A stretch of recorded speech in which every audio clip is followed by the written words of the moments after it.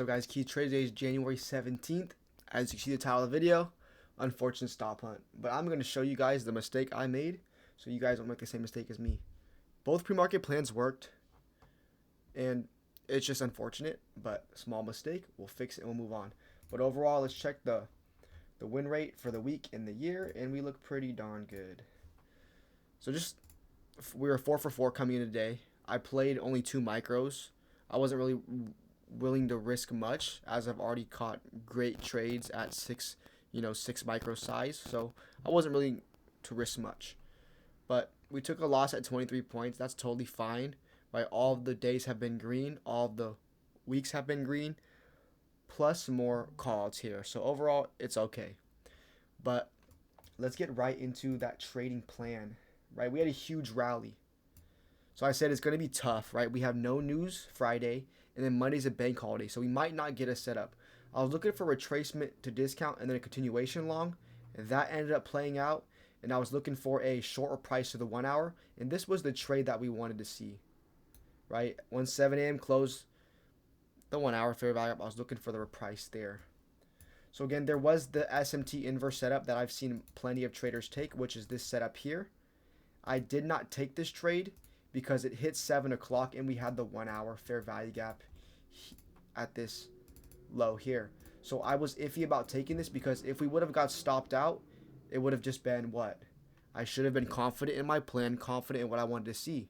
And then again, it ended up actually giving you the SMT again, inverse model as well. It ended up giving you the setup anyways, right? But my trade came here. So as you know, we want to look for these lows to reprice to this 1 hour. And it came on a classic 15-minute model. Again, this model has paid us plenty.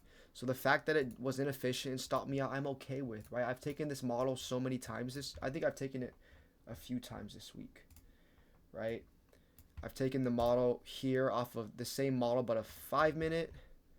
I've taken the model off the inverse that paid. Not this trade, right? So I've taken the model a few times this week, and it's paid me. So the fact that it didn't technically lose, but if it stopped me out, it's okay. It happens. So here's how our trade went, right? We know we have the draw to the 1 hour. We know 7 o'clock just closed that fair value gap. We swept back into the 15-minute and found nice rejections. I got my inverse entry at the close. And we ended up forming a bearish 1-minute fair value gap here as well. So in my opinion, I would like to see us hold and not see a push above, right? If we were truly bearish, we should see a nice delivery lower.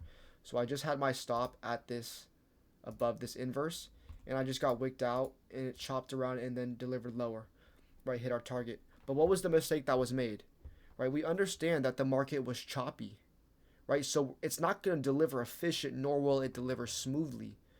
So I don't think we needed to see this inverse close. I believe I could have caught the retrace entry here, or even caught the entry at the 1-minute fair value up, and I would have been able to give it a better risk and put my stop at this candle's open, or even at this wick high here, right? But if I do that, now my risk is ridiculous at a 36-point risk, and I only had like a 23-point risk here.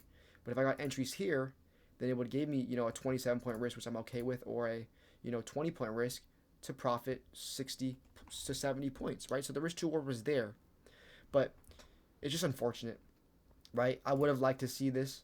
We tapped back into it. We broke the low. I thought we would see aggressive selling to the low. We ended up inversing the bearish, kind of chopping around a bit, and that's totally fine. So how can we avoid being stop hunted in slow markets? It's simple.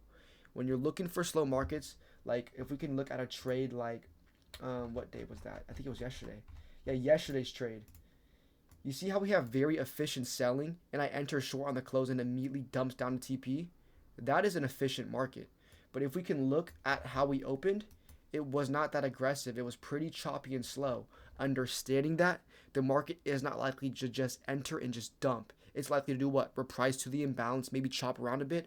So in my opinion, I should have stayed patient. Instead of getting a close entry here and giving it a tighter stop, I should have been patient on the inverse retrace entry, which would be the 48 entry, or even a bit disciplined at the 1 minute. as I could have put my stop at this point or this point, and I would have been able to avoid getting stop punted. Again, that's hindsight.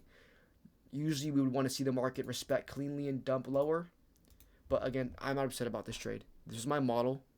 It was in my plan, and it worked out. Just a small mistake by me. It does not matter to me because, like I told my members, I only lost $101 on this trade, and I made $300+ yesterday on one trade. So for me to give back a third of my profit from just one day alone, not including 3 other green days, I'm totally okay with that. It sucks because it should have hit a 60-pointer, but what did I tell my members? Let's learn from this. Let's get better. Right? We know the market wasn't going to hit instantly, so we should have been what? Been patient on the 1-minute bearish entry with stops higher. But again, that's all hindsight, right? I'm not mad about being stopped out here. But a very quick recap for you guys. I just want to show you guys the setup I took, how it played out, and how I should have done a little bit better. Mistakes happen. It's totally fine. Overall, a great green week, and we're going to continue to get better. And there was the SMT inverse setup from the 1 hour from my plan, but I just did not take because I was just fine. The market was choppy. I didn't want to give another trade a risk. You know, I'm up over $1,000 plus this week, so it's totally fine for me to just stay off and do what? Be content with my green day, accept a red day, and not the greatest price action, and then just come back Tuesday fresh. But that's going to be it for January 17th recap. Thank you guys for watching. Leave a like, leave a comment, subscribe. And if you want to join the Discord, we have a link in the bio. We'd be happy to have new members. But until next time, guys, peace out.